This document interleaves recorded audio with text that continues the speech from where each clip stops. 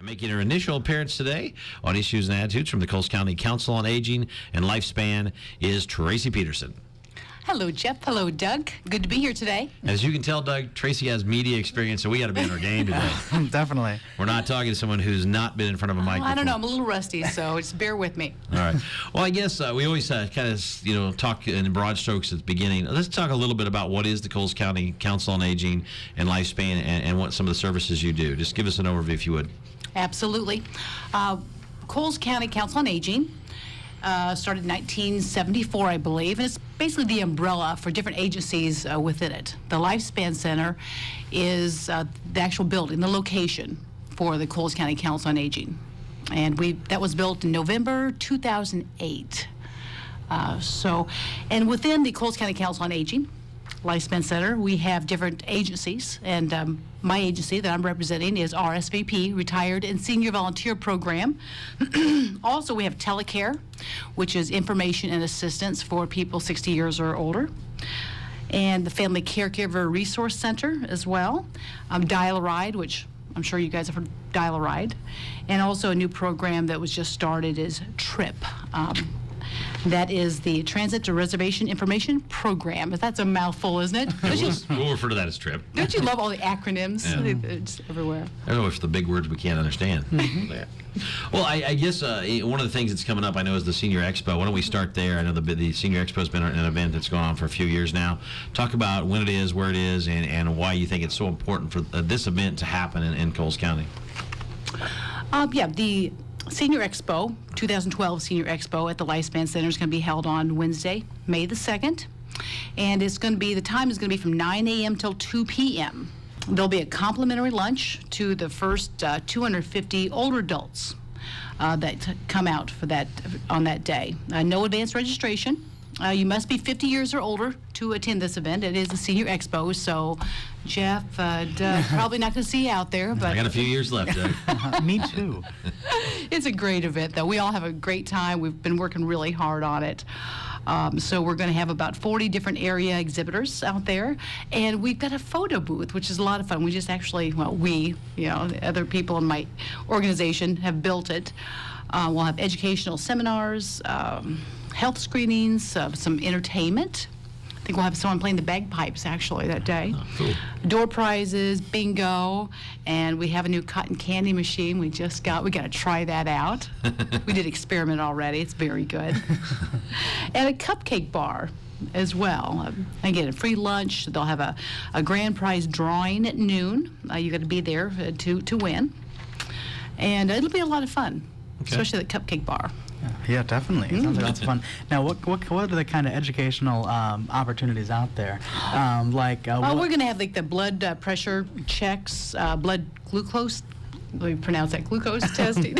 Luckily, I'm not the one doing that one. Cholesterol testing. That's just some of the health. When you work with the elderly, talk about some of the challenges or anything that's new, in that era right now. Well, actually, with the changes with Medicare, Medicaid, and some of the changes that are coming about with that, there's a lot of seniors that have questions. They're getting letters in the mail. They're very concerned about it. And I'm excited to say that we've got a new program that I've been working with called SHIP. And SHIP. Senior Health Insurance Program, sponsored by the Illinois Department of Insurance. And we're going to start taking appointments for people in the area that have questions concerning that. And there's a lot of people that, it seems like everywhere I go, I talk about this, that people are quite concerned about it, some of the changes. And so we just had a class, about a month ago, 6 weeks ago maybe. It was a 5-day training class. We had over 20 people take the training, become certified, to become a SHIP counselor, to actually work with people in our community that need this assistance. So we're really excited about that. So we're going to start taking appointments on Mondays at Lifespan Center. So if you know anyone that needs help, definitely give us a call. Okay. Well, that speaks. I think that speaks a lot. That it takes the 5-day training. 5-day training. Try to get volunteers to come for 5-day training all day long, and the binders they had were huge. But we have some really great counselors that have taken the class, and they're really into it, and they're wanting to serve the people in our community. We're lucky to have them. So again, they'll be meeting with residents or people that have questions at the Lifespan Center. So it's a valuable program that we can provide for our community. And so, what are these questions? What are the of that big binder full of material? What are the things that either people ask about the most, or some of the areas where they're more confusing? Well, with questions with Medicare, Medicaid, some of the changes that are coming about with that mainly, and with the forms, long-term care issues as well. They help explain and disseminate that information to people. It can be very confusing. It's confusing for me, obviously. So when people do receive the information or know that they have to change their some of their forms, then call in. Do you have certain people that are already asking those questions? Absolutely. So you'll probably feel you're immediately going to fill that need. Now, the people that are going to actually put on the SHIP program, are they local people, or is it people that are going to come in, or are the trainees, and talk about that, how that process really came about? Because it's got to be, I guess, where it started at, and then who's going to actually do it here in the Coles County area. Well, actually, we used to have the SHIP program with the Council on Aging several years ago, and so it's kind of revitalized. But we have been working with EIU annuitants. So we're partnering with them, and also with Sarah Bush. They've sent people to do the training as well. So we're partnering with those groups to learn more about the SHIP program. Okay. The other thing that you want to talk about a little bit is that VITA. They just wrapped up, because I know tax season just ended. But to talk about what VITA was, and then if somebody doesn't know about it, how it can maybe help them for their 2013 taxes. Absolutely. VITA, yet another acronym, Volunteer Income Tax Assistance. And this has been going on with the Coles County Council on Aging for, 20 plus years. We train volunteers. Actually through the IRS, they go through training, and they're able to assist people free of charge with their income tax returns. So we start up probably getting ready in December. They go through the training. Once they're certified, then we start, like this year, we started taking appointments February 1st and just ran through April the 13th. They completed over 1,190 tax returns, again, for people in our community. Again, free of charge. And this was not, people that assume it's for seniors, and it's not. It was for people of, of any age. Wow. That seems like a lot to me. When you think there's, 60,000 residents in Coles County. Now, is it only for people in Coles County that... No, not necessarily. We had people from other counties as well that called and made reservations and made appointments and came and had their taxes done. We had 15 volunteers that were available to again do taxes. It was a lot of work, but we got great volunteers, and some of the volunteers have been doing this for almost 20 years with this VITA program. They're great, very knowledgeable about the tax, but it changes every year, so they have to keep up with their training.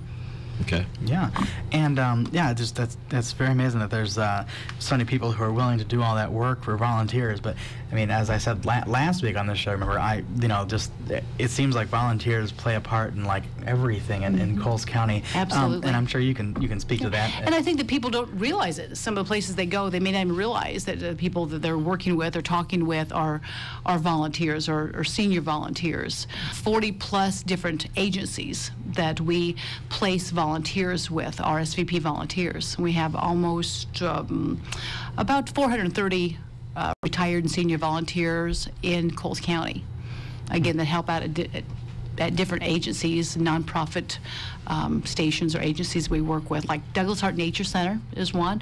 Tarbell Arts is a good one. We have our neighbor right here. Yeah, exactly, right next door. We have volunteers that serve over there Tuesday through Friday, 3 shifts a day.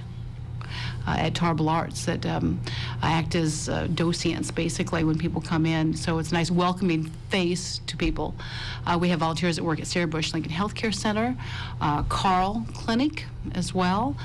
I think you've had people at WEIU actually in the past to answer phones during pledge and things like that, if I remember. Yep. U of I Extension. Oh gosh, just just a lot of different agencies. Again, it's nonprofit.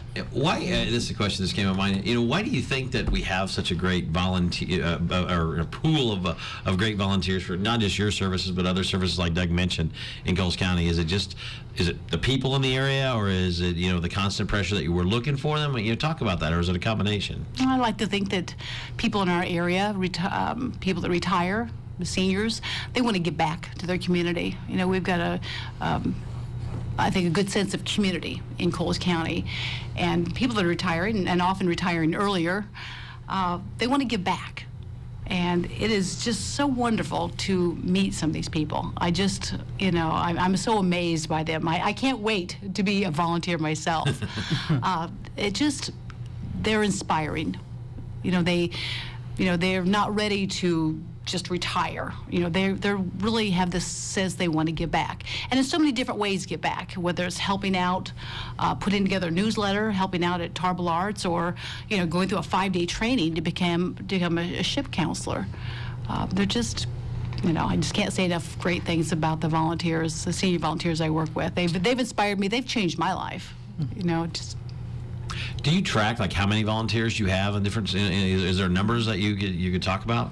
Mm-hmm. Or sure. I know people hate to talk about numbers. I didn't want that look in your eye. It's just a lot. And we do.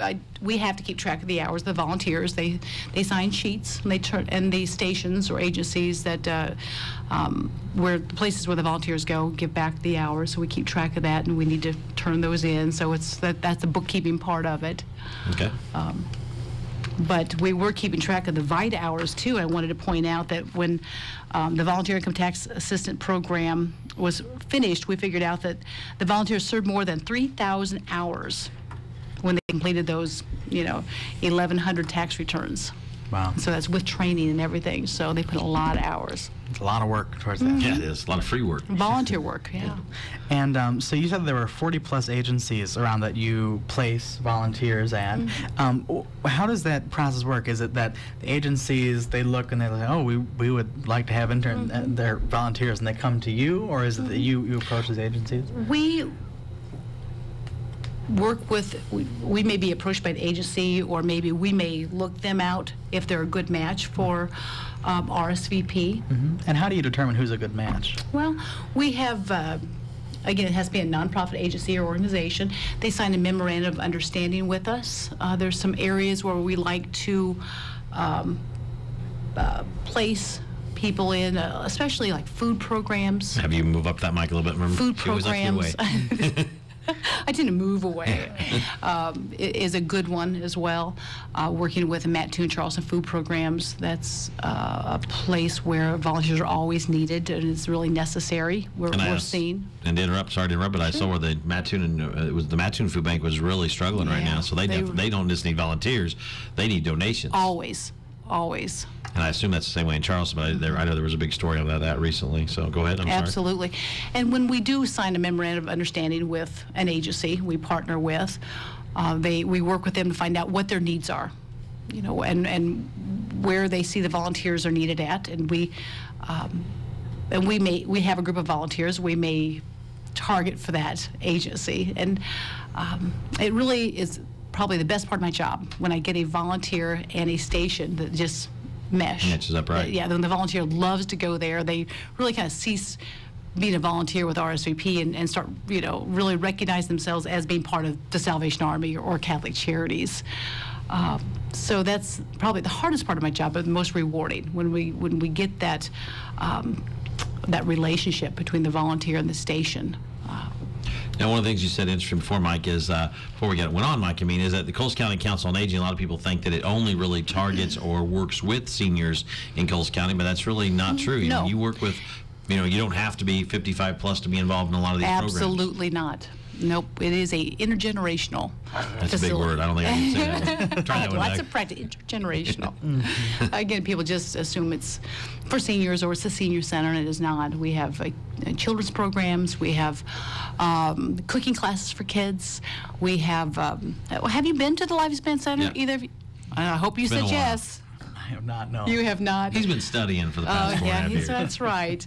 Well, if you get the opportunity, Doug, or anybody that's listening to us, do visit the Lifespan Center. It's a beautiful facility. Again, the doors open. It was built in 2008, and so we've got, it's just a great space and lots of room for lots of different classes and things we've got going on out there. We've got a movie theater in our lower level. Tuesday through Friday at 1 o'clock, we show movies. I was just thinking about with the children, like in the summertime, we'll have movies geared towards children, and kids will come out and have popcorn with us. And is it hard to get the word out when you have so many different branches that you reach in the community to let people know all of the different services? Or I know you do shows like this. You said you write an article for the Mattoon Journal-Gazette as well. Talk about the different ways you get the information to the folks. We do have newspaper articles. We have Thursday and Friday also in the paper. I have Elders in Action on Friday. It'll talk about my program, RSVP, and also we have a Lifespan article that'll be this in Thursdays. And so that's one way that we let people know about the different things, different programs we've got going on. You can go to our website, Coles County Council on Aging.org. Also, we have a newsletter. People will come out at the beginning of the month and pick up our Connections newsletter, which has the information of what's going on at the Lifespan Center. So that's just a couple ways. And also radio stations, if they'll let us come out and talk about our programs. Now, what was the? Now you said that the center was built back in 2008. Was there a center before then? Yes. And so what was the reason to? What were you able to do in this center that the other center lacked? Well, again, I think it was 1974 when the Coles County Council on Aging started, and we had 2 locations in Mattoon and in Charleston. We had the Mattoon Area Senior Center and the Charleston Area Senior Center. So we had the 2 different locations, and so our executive director, this was a dream of hers, and many others as well, to create the Lifespan Center. It took a long time to get to that point, funding and everything else. So it's wonderful. And if you'd maybe visited the Mattoon and Charleston Senior Center before.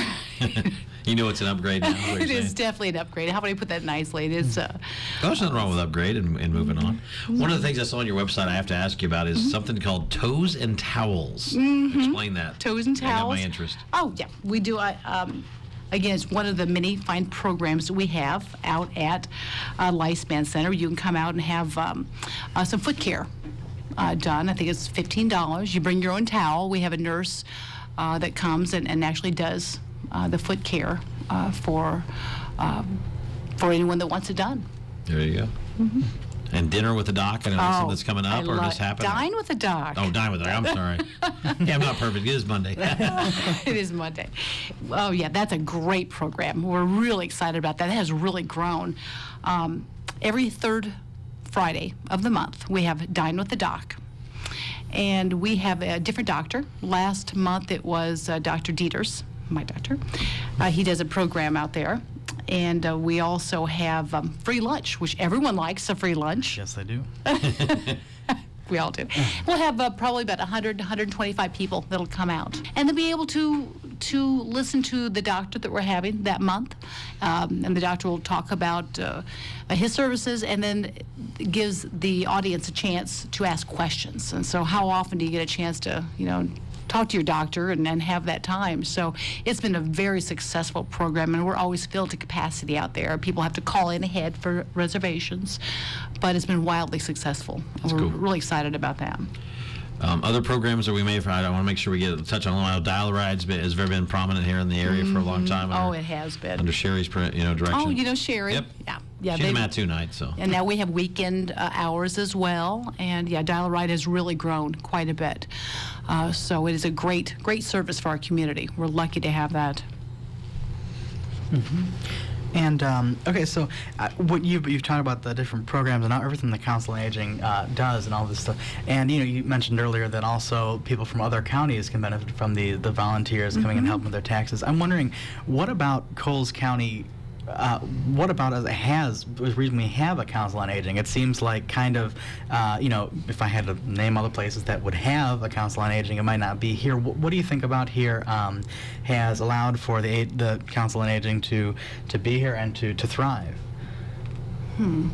I told you he was good. I know. That is a very thought-provoking question. Let me see. Can I get back with you tomorrow on that? Well, I would think that the people in our community Come to the mic. come to the mic. You notice I start backing Yeah. away when I don't With exactly media have the experience. answer. Yeah, we just keep telling us. Well, I think also the reputation of the Coles County Council on Aging has helped us a lot. We've been around for a long time. People recognize us. And they know the good things that we do with the agency, and not just for, there's a couple things. There's so many different things that we can do to help people. And we're referred to by a lot of different agencies as well. Now, when you have all these different, programs underneath the Coles County Council on Aging, talk about how it's funded. Is it tax-based? And talk about the funding of it so people understand maybe what they're doing when they pay taxes or when they donate or promote or what. And of course, all the agencies within the Council on Aging are funded differently as well. I know with RSVP, Retired Senior Volunteer Program, my program, that we are funded nationally, federally, Okay. also by the state, and then by local taxes as well. Okay. So- Is that common, or you said they're all different, or? Yeah, I think that is pretty common. Okay. And then also donations. And speaking of that, the RSVP has one major fundraiser. We just decided instead of going, every other month and having a fundraiser, we do one big fundraiser a month. And so I'm going to talk to you about the Jonah Fish Fry. So this is like 28th year for it. It's our one major fundraiser of the year. And it'll be Friday, June the 1st from 4:30 to 7:30. And we're really excited about this year. We're going to have a drive-through right a drive-thru. front. The big I like circle in that front idea. of the Lifespan Center will be a drive-through for people's convenience. But people have asked about that, and we've thought about it, so we're going to do it this year. Tickets are $7 for all the fish you can eat, $4 for children. And we're looking for sponsors as well. Okay, so they can get a hold of you, and we'll do some. And the Absolutely. best way to go probably would be the Coles County Council on Aging.org, all one word there.org. It's a great website. You got lots of information there. If you want to do that. Visit that website again. It's a lot more information than I've even given you. So Yeah, and all the calendar events and everything's up there. So just go there. We've actually plugged it up on the Year 13 television as well as WEIU a couple of times today.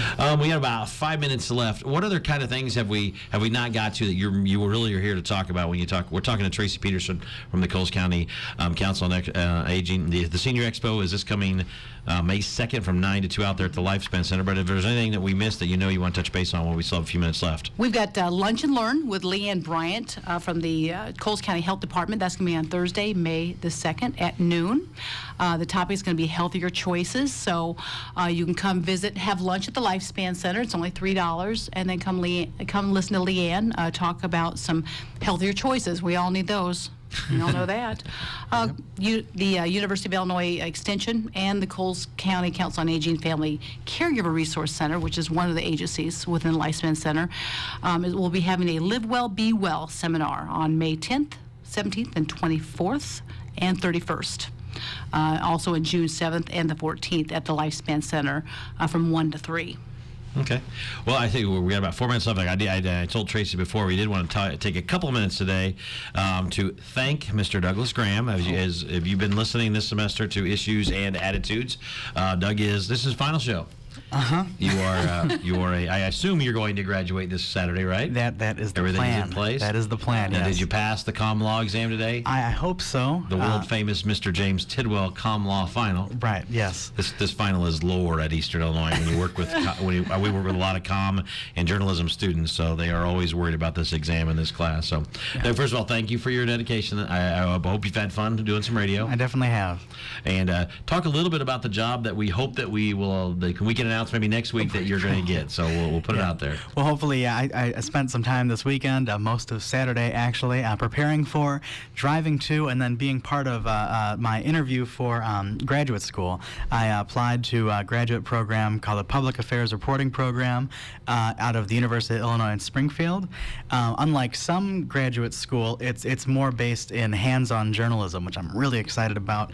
It's a program in just 8 months you can get a master's degree in it, and That's great. in the fall you spend all fall learning about how the Illinois government works, and then in the spring you act as an intern, actually doing what you've learned in the fall, applying it, and covering the Illinois state legislature. So I'm really excited that I can do that. And you cover it for, as I was saying earlier, you cover it for some of the major news organizations in the state. So, like the Chicago Tribune, Chicago Sun-Times, Associated Press, like the really big heavy hitters. So it's very exciting. I find out sometime this week, and I really hope that's So hopefully I'll get an email or a call from Doug, and then next Monday on Issues and Attitudes, we can let everybody know that our former co-host at that time, Doug Laram, is on to bigger and better things. We appreciate everything you've done for us this year here at Issues and Attitudes and WEIU Radio and Television. So wish you nothing but the best, bud. I appreciate it. And we We're never lucky to did. have you, Doug. Now, do you want to announce? Now, we've always called you Douglas T. Graham. Now, you have a very famous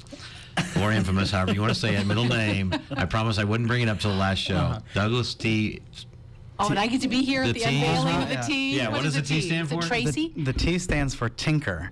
Tinker. Have you which, ever? Tinker. Tinker. Yeah. Seriously. And it's a family name. It's my mother's maiden name. That is so neat. And actually, part of the reason why that's my point of view on it now. As you can imagine, as a child, I would never have referred to myself as Doug T. Graham ever.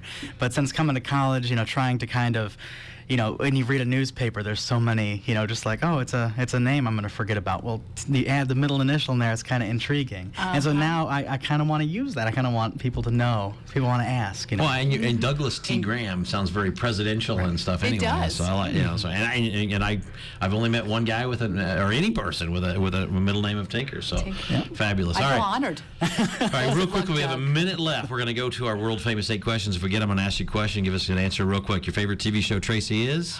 Oh, it was Arrested Development.